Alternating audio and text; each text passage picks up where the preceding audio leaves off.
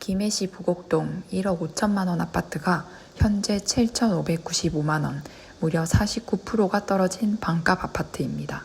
대부분 투자자들은 이 사건을 보고 바로 넘겨버립니다.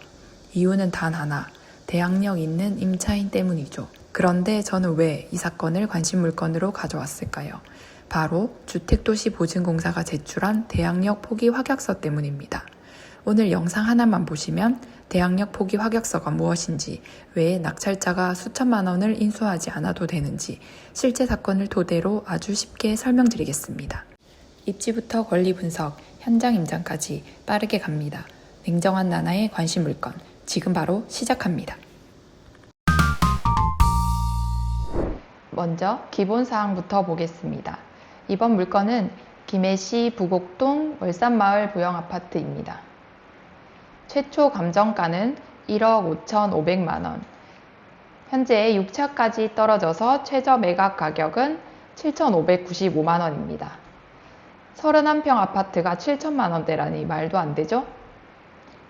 위치를 보시면 장류 신도시 부곡동이고요. 월산마을에서도 외곽에 위치한 단지입니다.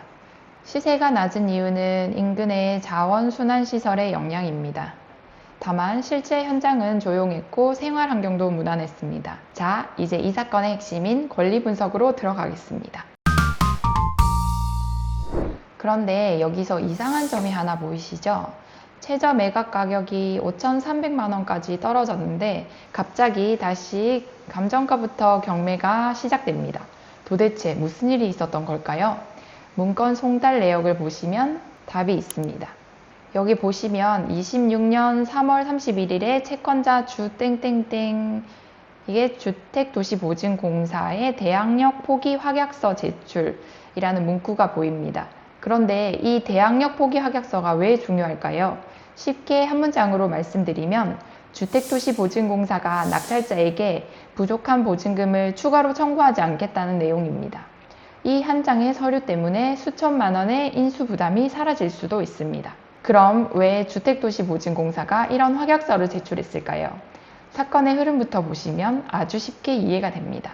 임차인이 21년 11월 19일에 보증금 1억 5천만 원으로 입주합니다. 계약이 끝나고 집주인에게 보증금을 돌려달라고 했지만 집주인은 돌려주지 않았습니다. 다행히 임차인은 전세보증보험에 가입되어 있었고 주택도시보증공사로부터 보증금 전액을 돌려받을 수 있었습니다. 대신 주택도시보증공사가 임차인의 권리를 넘겨받아 집주인을 상대로 경매 신청을 하게 됩니다. 그런데 경매가 계속 유찰되면서 예상보다 회수 금액이 크게 줄어들었습니다. 결국 주택도시보증공사는 대항력 포기 확약서를 법원에 제출하게 됩니다.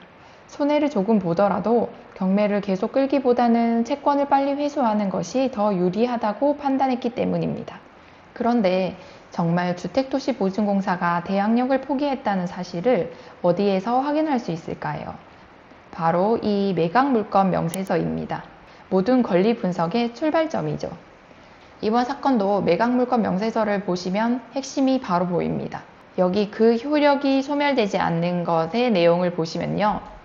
주택도시보증공사가 확약서를 제출이라는 문구가 있습니다. 그럼 이 문구를 하나씩 쉽게 해석해 보겠습니다. 주택도시보증공사는 우선 변제권만 주장하고, 이 말은 배당만 받는다 라는 말입니다. 그리고 대항력 포기하며 라는 말은 돈 안 주면 못 나갑니다를 포기한다는 뜻입니다. 그 뜻은 돈 안 줘도 나갈게, 이 뜻입니다. 그 다음 보증금 전액을 변제받지 못하더라도 매수인에 대한 잔존 임대차 보증금 반환 청구권을 포기하고, 이 말은 보증금을 다 못 받아도 낙찰자에게 달라고 하지 않는다. 임차권 등기 말소의 동의, 이 말은 등기부의 임차권 등기를 삭제한다. 대항력 포기 확약서라는 말이 어렵게 느껴질 수 있는데요. 내용은 아주 단순합니다. 쉽게 말하면 배당은 받겠습니다. 하지만 부족한 보증금은 낙찰자에게 청구하지 않겠습니다. 라는 약속입니다. 원래 대항력이 있으면 보증금을 모두 돌려받을 때까지 집을 비워주지 않아도 되고 낙찰자에게 부족한 보증금을 청구할 수도 있습니다. 쉽게 말하면 돈 안 주면 못 나갑니다 라는 권리입니다. 그런데 이번 사건에서는 주택도시보증공사가 보증금을 다 받지 못하더라도 낙찰자에게는 추가로 청구하지 않겠습니다 라고 법원에 약속을 한 것입니다. 그런데 정말 낙찰자는 단 1원도 추가 부담하지 않을까요? 한번 계산해 보겠습니다. 만약 이 아파트를 7,600만 원에 낙찰받았다고 가정해 보겠습니다. 임차인의 보증금은 1억 5천만 원입니다. 만약 대항력 포기 확약서가 없었다면 부족한 7,400만 원은 낙찰자가 추가로 부담해야 합니다. 그런데 이번 사건은 다릅니다. 주택도시보증공사가 잔존 보증금을 청구하지 않겠다는 확약서를 제출했기 때문입니다. 그래서 낙찰자는 보증금 인수 부담이 없습니다. 그리고 이 사건에 또 하나의 장점이 있습니다. 등기부를 한번 보시면 바로 이 주택임차권 등기입니다. 주택임차권 등기가 있다는 것은 이미 임차인이 이사를 나갔다는 의미입니다. 즉, 명도 스트레스가 거의 없다는 것입니다. 다만 한 가지 확인해야 할 사항이 있습니다. 약 2년 정도 공실이 있었기 때문에 관리비 미납 여부는 반드시 확인하셔야 합니다. 낙찰자가 부담하는 것은 공용관리비 최근 3년분입니다. 입찰 전에 관리사무소에 전화하셔서 꼭 확인하고 입찰하시기 바랍니다. 자, 오늘도 아파트에 직접 나와봤습니다. 오늘 임장에서 가장 궁금했던 것이 하나 있습니다. 바로 실제 점유 여부입니다. 이번 사건처럼 대항력 있는 임차인이 주택 임차권 등기를 해놓는 경우에는 공실일 가능성이 높습니다. 그리고 장기간 공실이라면 관리비가 미납되는 경우도 적지 않습니다. 하지만 이번 사건은 예외였습니다. 서류를 보다 보니 전입세대 열람 확인서에서 경매 개시 이후 새롭게 전입한 사람이 있었고 관리비 미납도 없었습니다. 서류상으로 누군가 계속 점유하고 있을 가능성이 보였습니다. 그래서 직접 확인해 보았습니다. 저번 시간에 알려드렸던 사람이 살고 있는지 확인하는 방법이 바로 이 전기 계량기라고 했죠. 자세히 보시면 계속 돌아가고 있습니다. 실제 거주하고 있을 가능성이 높습니다. 현관의 우편함도 깨끗하네요. 보통은 사람이 살지 않으면 우편물이 많이 쌓여 있습니다. 그러면 밖으로 나가서 창문을 한번 보겠습니다. 이 라인의 가장 꼭대기인데요. 뭔가가 있는 것 같은데요. 반대편도 한번 확인해 보겠습니다.